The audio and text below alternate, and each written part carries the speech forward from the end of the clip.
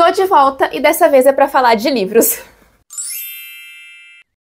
Oiê, eu sou a Cata, esse aqui é o CriaLT, e eu sei que os últimos vídeos que eu soltei aí não foram literários, né, foram vlogs aí da minha viagem, que quem assistiu sabe muito bem dos últimos acontecimentos, né, não quero ficar falando aqui, mas quem assistiu sabe. Foram vlogs de dias bem diferentes, fora da minha rotina, mas eu gostei muito de compartilhar esse vídeo aqui com vocês. Esses vídeos, na verdade, né, só que agora eu tô de volta pra falar de livros, e eu sei que eu atrasei, que eu demorei bastante, mas tô aqui pra falar das leituras que eu fiz no mês de maio. Eu li 5 livros. Eu li 5 livros e eu acho que foi muito, porque eu não achei que eu fosse ler tanto. Mas assim, gente, é praticamente impossível eu vir aqui falar sobre as leituras do mês de maio sem contextualizar vocês do que aconteceu. Eu sei que quem já me acompanha tá ciente de tudo o que aconteceu aqui no Rio Grande do Sul, das enchentes, das chuvas que assolaram o estado inteiro, né? Mas infelizmente eu preciso frisar isso mais uma vez porque a situação perdura, a situação continua. Bem ali no comecinho de maio começaram as chuvas e as chuvas não paravam, e tomaram conta de cidades ficaram completamente submersas, pessoas perderam as vidas, pessoas perderam as casas, e foi uma coisa tão desesperadora, gente, foi uma coisa tão horrível, e ainda segue sendo, né, foi uma coisa desesperadora, terrível.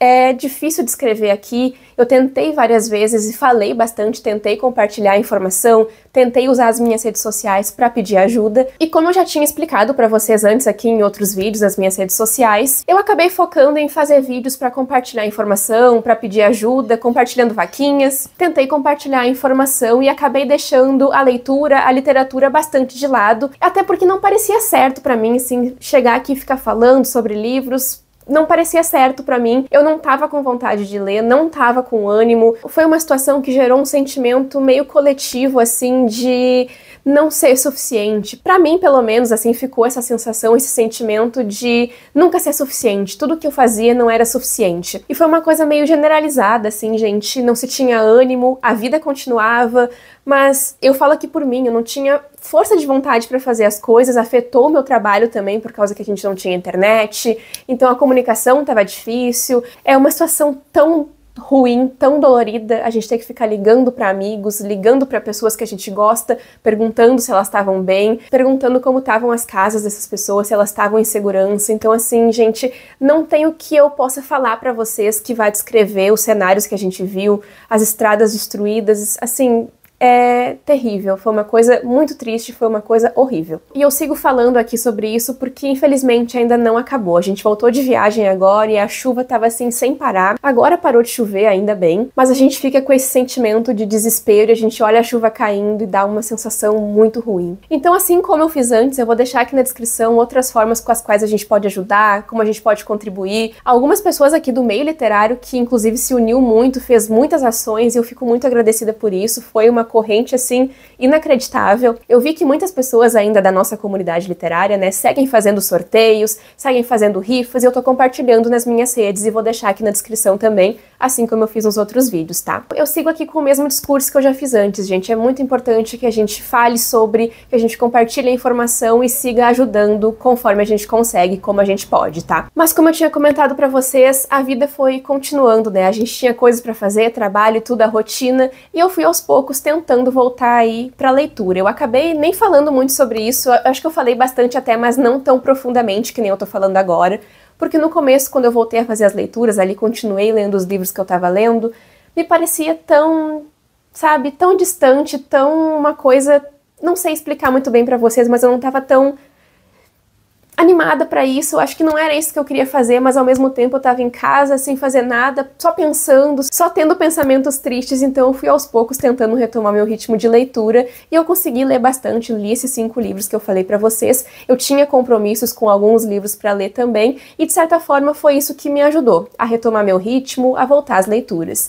E o primeiro livro que eu li no mês, que eu concluí no mês, foi Pachinko, que tá aqui comigo na edição do Intrínsecos. Eu, inclusive, fiz um vlog de leitura onde eu li Pachinko e alguns dos outros livros que vocês vão ver aqui. Vou deixar aqui no card o vlog pra quem quiser assistir, porque lá, assim, gente, eu desabei, sabe, falando sobre Pachinko. Eu amei esse livro. Ele, com certeza, mexeu comigo em um momento que eu já tava bem frágil, assim, que eu tava bem deprimida, e ele veio com uma história tão triste, mas tão bela, mas tão belamente escrita, com uma escrita muito bonita, com uma escrita muito cuidadosa e cheia de pesquisa, cheia de conhecimento para nos passar, porque afinal de contas esse aqui é um livro de ficção histórica, né, que mescla acontecimentos da realidade, né, acontecimentos da nossa sociedade, com ideias que a autora criou, com coisas que ela construiu. E a gente começa aqui a história de Pachinko lá em 1910, na Coreia, e ao longo da história a gente vai acompanhar várias gerações de uma mesma família, em que a figura central é a Sunja. A gente começa a história ali na Coreia, né, mas grande parte dela se passa no Japão. E a autora aqui, ela traz tanta informação, gente, tanto conhecimento. Esse aqui é um tipo de livro que nos carrega para além das páginas, sabe? A gente acompanha aqui toda a história dessa família, que muito provavelmente a autora pegou inspiração da história de muitas outras famílias coreanas que passaram por tudo que essa família passou. E claro, gente, talvez até por coisas muito piores. A gente vê aqui através da história dos personagens, das opiniões deles, das coisas que eles vivenciam, as consequências dessa ocupação do Japão na Coreia. E não só as consequências durante aquele período de ocupação, mas também até os dias de hoje. Eu acho que esse aqui é o tipo de livro que tem que ser escrito por uma pessoa certa, sabe? E a Min Jin Lee era essa pessoa. Ela soube muito bem escrever uma história triste, com tanta carga emocional, sabe? Com tanta tristeza, com tanta violência de diferentes formas, assim, de uma forma a nos ensinar, nos relembrar coisas e nos apontar coisas que talvez a gente não soubesse ainda. E aqui eu falo muito por mim, porque muitas coisas aqui eu não tinha noção. Eu também nem sei dizer pra vocês o quanto eu lembrava ali, né, dos recortes da Segunda Guerra Mundial, que são muito pertinentes pra narrativa acontecer também, mas o que eu posso dizer com certeza pra vocês é que eu fiquei muito impressionada com o livro. E também com a escrita da Min Jin Lee, que foi fenomenal. Eu tinha muito medo de ler essa história, lá no vlog eu comentei bastante sobre isso, porque ela tava parada aqui na minha estante desde o ano que ela foi lançada e eu recebi da editora. Eu até me lembro que algumas vezes eu tentei ler o livro, mas não foi pra frente, só que agora eu acho que eu li na hora certa. E eu acredito muito nisso, de ler o livro na hora certa, de ter uma boa experiência com ele, dependendo de como a gente tá, do que a gente tá vivendo, do nosso humor. E eu acho que foi bem isso que aconteceu aqui comigo. A gente se alinhou e nós dois fomos pro mesmo lugar. Pachinko me rendeu muitas reflexões, muitos aprendizados, e eu acho que ele me entregou exatamente o que eu tenho procurado em histórias, e eu saí muito deslumbrada da história. É uma das melhores leituras que eu fiz no ano até agora. Eu acho que eu tô tendo um ano de ótimas leituras, de leituras bem variadas em questão de gênero, e Pachinko eu fico muito feliz de ter dado uma oportunidade pra ele agora, exatamente agora, nesse momento, porque sem querer esse aqui foi um livro que se tornou uma leitura essencial pra mim e entregou exatamente o que eu precisava ler naquele momento. Eu não consigo parar de pensar na história, eu terminei de ler ele faz um tempinho já. Eu li ele lá pela segunda semana, terceira do mês, se eu não me engano, e até hoje eu penso muito nele, sigo pensando muito, acho que vou continuar. Eu lá no início do ano acabei colocando de forma bem impulsiva, na verdade, ele na minha meta de leitura pra 2024. E eu fui ler porque eu fiquei com vergonha mesmo, gente. Eu já coloquei ele em tanta tipiara aí durante os meus anos de YouTube. Eu falo sobre esse livro, eu falo em ler ele, né, desde que eu entrei aqui pro YouTube lá em 2019. E eu nunca fazia a leitura, então eu coloquei ele como meta do ano pra ver se eu criava vergonha na cara, porque eu via muitas pessoas que eu gosto, muitas pessoas que produzem conteúdos, por exemplo, a Su, falando sobre o livro, e eu sei que eu posso confiar na Su, porque geralmente as recomendações que ela faz, eu gosto muito. Então era uma história que eu já tinha essa coisinha, assim, que eu achava que eu ia gostar. Mas no fundo, assim, eu tinha esse medinho de acabar abandonando, de acabar não gostando, mas ainda bem que não foi isso que aconteceu. Eu deixo aqui a minha recomendação de Pachinko pra vocês, então, pessoal, acho essencial essa leitura. Acho uma leitura muito importante, muito enriquecedora, que me entregou muito mais do que eu achei que ia. Foi uma leitura muito surpreendente, eu tô, assim, apaixonada pela história, mesmo ela sendo uma história bastante triste, melancólica, enfim. Como ela foi escrita, eu acho que fez toda a diferença para essa narrativa funcionar para mim. E outra coisa que me impressiona muito aqui nesse livro é a pesquisa que a Min Jin Lee deve ter feito, que eu acredito que ela tenha feito, né, para construir uma história tão belamente, tão redonda, tão incrível, tão cheia de informação pra gente. Sério, se eu não te convenci a ler Pachinko ainda, eu não sei mais o que eu posso fazer. Leiam esse livro.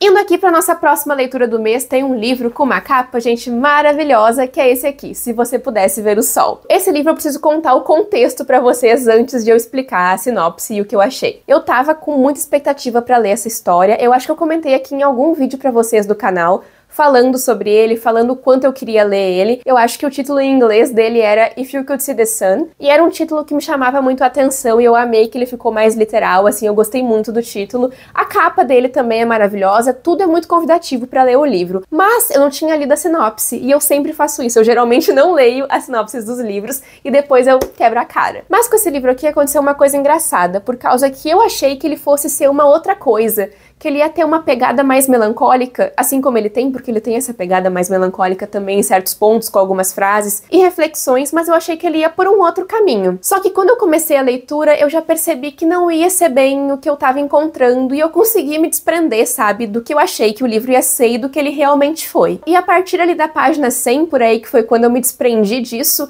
eu consegui começar a aproveitar muito mais a leitura e gostei bastante dela. Aqui a gente acompanha a protagonista, que é a Alice Sun. Ela é uma estudante bolsista em uma escola de elite, onde todo mundo tem influência, poder, grana, dinheiro e as pessoas são muito ricas lá. Por causa disso, então, ela acaba se esforçando o triplo, o quádruplo do que todo mundo que tá lá dentro. E ela é uma pessoa meio invisível ali naquele lugar, sabe? Ela passa meio batido em alguns momentos. Quando a gente observa todo aquele lugar ali, ela acaba passando meio batido. E essa parte da invisibilidade acaba sendo trazida para algo mais físico e não fica só do lado metafórico. Porque a Alice começa a ficar invisível. No início ela não consegue controlar muito bem, mas ela acaba ali descobrindo uma forma de usar isso a favor dela. Só que para fazer isso dar certo, ela vai precisar da ajuda do rival dela, que é o Henry Lee. E juntos os dois vão acabar criando um aplicativo que vai render uma grana ali pra eles, porque eles vão vender os segredos dos alunos daquela escola. É um livro que tem uma premissa bastante simples, assim, na minha opinião. Apesar de a autora falar de assuntos tão profundos, como, por exemplo, trazer essas metáforas, ela fala muito também sobre elitismo,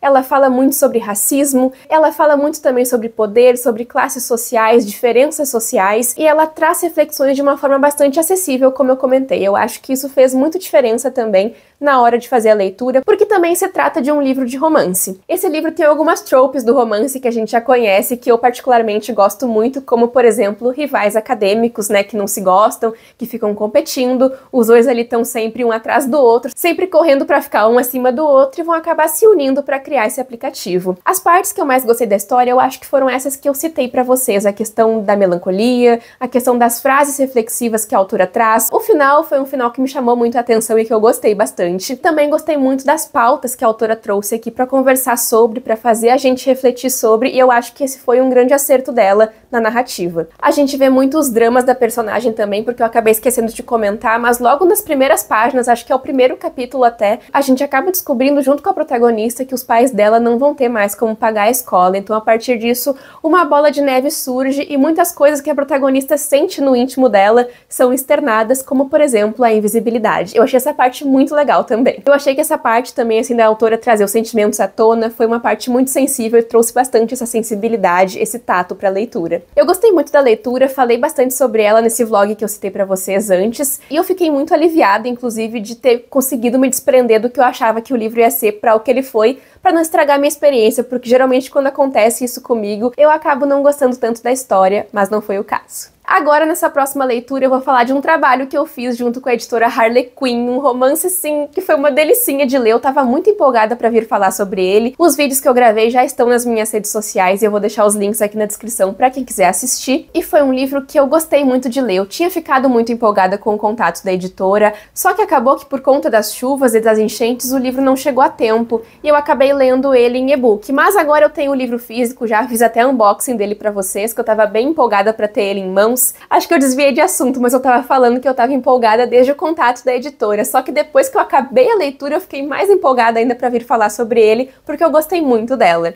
E o livro é alto teor amoroso, com essa capa mega fofa. Gente, eu fiquei muito encantada na edição física. Uma pena que ela não chegou a tempo antes de eu gravar os vídeos. E eu acabei indo viajar também. E ela chegou, já tava lá na viagem. E essa aqui é uma história, gente, completamente de romance. Aqui a gente vai acompanhar a April, que é uma atriz de cinema que acabou se enredando ali em algumas coisas. Ela tá passando por um momento na carreira dela. E logo no começo da história, ela acaba voltando pra cidade da família dela, lá na Escócia. Porque ela herdou não só a casa da família, mas também a destilaria depois do falecimento do avô. Já logo que ela chega na cidade, ela dá de cara com o passado dela, por causa que ela viveu ali por muito tempo, e ela dá de cara também com o carinha ali do passado dela, que é o Malcolm, que trabalha na destilaria. E o que a gente vai acompanhar aqui, como vocês já devem imaginar, é a construção da relação desses dois personagens. Mas o que eu acho que me pegou bastante aqui na história foi a relação dos personagens. Tem muitos personagens fofinhos aqui, os cachorros, é muito legal de ler. Eu achei que a autora trouxe personagens mais maduros e eu tô gostando de ler bastante romance com pessoas mais maduras,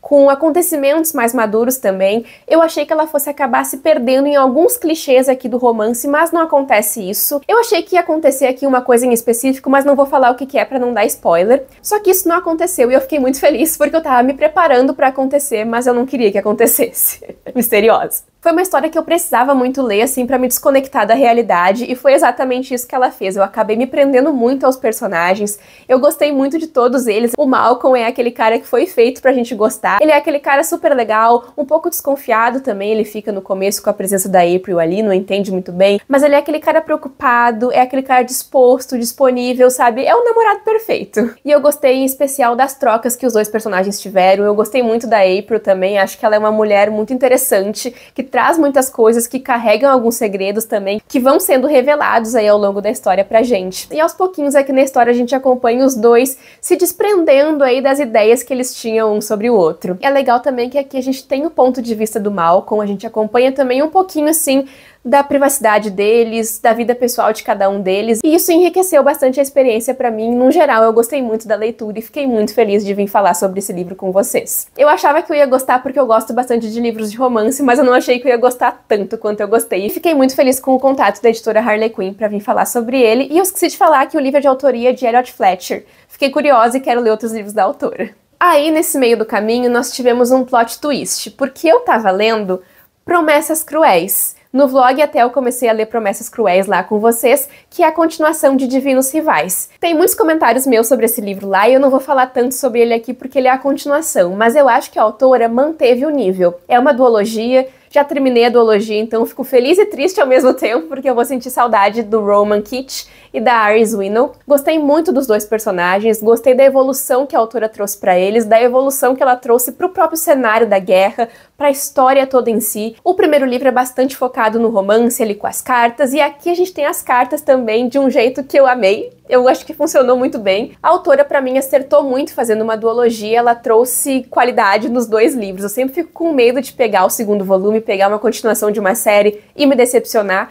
mas não foi o caso aqui porque eu continuei esse livro e eu adorei. Pra mim, os dois livros foram muito bons, eu adorei os dois igualmente. Acho que existe bastante o romance em foco no primeiro volume, que é Divinos Rivais, e aqui a gente tem sim o romance, mas aqui é mais focado nas consequências em relação à guerra que aconteceu no primeiro livro. Aqui a gente tem bastante as consequências do final da primeira história. Aqui a gente tem bastante aquele sentimento de lutar pela vida, lutar, sabe, correr atrás pra tentar sobreviver, pra fazer alguma coisa pra ganhar aquilo dali. E eu amei esse sentimento de urgência que o livro tem. Eu amei a duologia, gente, eu amei. É romantasia, romance com fantasia, deuses, guerra, rivais em diversos âmbitos diferentes, rivais. E eu deixo aí a minha recomendação com certeza dessa duologia pra quem gosta de fantasia, de romance e de uma história muito boa. Acabou que eu falei horrores sobre o livro aqui, mas o que eu ia falar pra vocês é que surgiu aí uma coisa inesperada. Nesse meio do caminho, enquanto eu lia Promessas Cruéis, que eu achava que ia ser a última leitura do mês, chegou lá em casa pra mim Lore Olympus volume 4, que é uma HQ. E acontece, gente, que eu não resisto a Lore Olympus. A Companhia das Letras mandou o livro pra mim, muito obrigada, companhia. Os outros volumes, o 1, 2 e o 3, eu já li. Eu tive algumas idas e vindas com a série. O primeiro eu gostei muito, o segundo nem tanto, mas eu fui me reconectando com ela aos poucos e eu digo pra vocês com muita felicidade que eu amei essa história aqui. Em Lore Olympus, a gente tem uma releitura mais moderna do mito da Perséfone e do Hades. Aqui é uma coisa bastante reinventada, pensada mais através da tecnologia, sabe? Os deuses aqui, eles andam de carro, eles têm telefone, é bem interessante. E a relação aqui da Perséfone com o Hades é trazida de uma forma bastante diferente, muito mais saudável. A autora, por vezes, trabalha questões de abuso físico também, mas sempre existe aqui nos livros o aviso de gatilho. Eu acho muito importante isso, porque tem alguns temas mais sensíveis abordados, mas pra mim todas elas foram leituras bem tranquilas, eu consegui aproveitar muito bem a experiência, mas eu tive esses altos e baixos aí em alguns momentos que ainda bem que aqui não aconteceu e eu fiquei muito feliz de ter gostado. O meu único problema com a série é que eu demoro muito pra ler porque eu vou lendo conforme eles vão sendo lançados. Essa aqui é uma webtoon, tem online, eu acho que em inglês pra ler no site da webtoon, mas eu prefiro acompanhar as publicações aqui da Suma porque eu gosto bastante e eu acho muito legal, gente, a estética que a autora escolheu pra fazer. Cada deus tem uma cor diferente, sabe? É bem legal, a Perséfone é rosa, eu acho bem legal, eu adoro as ilustrações. E é uma história que tem bastante bom humor, humor, é bem hilária, fala bastante sobre as fofocas. A gente acaba entendendo de uma maneira bastante divertida a dinâmica do Olimpo e dos deuses. É muito legal. Eu não vou falar muito sobre essa história aqui em si, tentei falar mais num geral pra não dar spoiler pra vocês, porque afinal esse aqui é o 4º volume da série. Mas pra quem gosta de mitologia grega, eu acho que essa aqui é uma história muito divertida, por vezes muito leve, às vezes nem tanto, mas eu acho que vale a pena ter essa experiência. O primeiro volume eu acho que é muito bom. O segundo, pra mim, se não me engano, foi o que eu mais tive uma caída, assim, deu uma queda meio brusca, mas eu decidi que eu ia continuar a série e eu vou ler conforme for sendo publicado, gente. Pra mim não importa quantos volumes tiver Lore Olympus, eu vou estar lá pra ler. Essas então foram as leituras do mês de maio. Eu achei que esse vídeo ia ficar curto, porque eram menos livros, mas eu acho que ficou muito grande, porque eu tô uma eternidade sentada aqui falando. Mas é esse nosso vídeo de hoje então, pessoal. Espero que vocês tenham matado a saudade de me ver falando sobre livros. Fazia um tempinho que eu não aparecia falando sobre eles, mas agora eu tô de volta e logo mais tem vídeo novo, tá? Muito obrigada por terem assistido, se inscrevam no canal, que eu acho que eu não pedi pra vocês se inscreverem, me esqueci. Se inscrevam no canal, curtam o vídeo, compartilhem com os amigos de vocês pra esse vídeo chegar em mais pessoas e me acompanhem nas minhas outras redes sociais do Crialité, que os arrobas estão aqui na descrição do vídeo pra quem quiser me acompanhar. Muito obrigada por terem assistido e a gente se vê no próximo vídeo do Crialité. Tchau, tchau!